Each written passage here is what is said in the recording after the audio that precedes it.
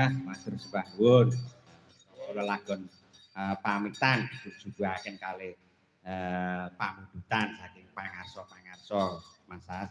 Nggih, kakaten ben kondur kula wau menika. Terus pundi niki? Nah niki ngeten.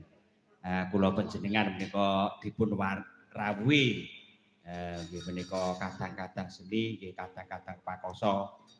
Menika Kanjeng Raden Tumenggung Rangga menika nggih pun leres kersa berkahi nggih kula nyanyi matur sembah nuwun Kanjeng.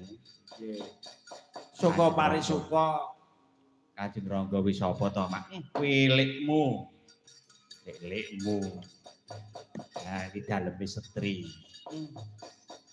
Nah, iki ora liwat ya matur sembah nuwun dumateng panjenenganipun Raka Mas Bambang. Tenan matur sembah nuwun saestu. No. Awake dhewe nyangik ning dine iki disusul. Kowe malah nek Mas Bambang nyangik malah ora mbok susul. Ya lagi kahanan. Ning tenan Mas Asmita. pripun? Nyangik bengi iki tenan, ngae tanpa upama. Raketan jane niki Ameng-ameng, cemut-cemut. ora apa-apa.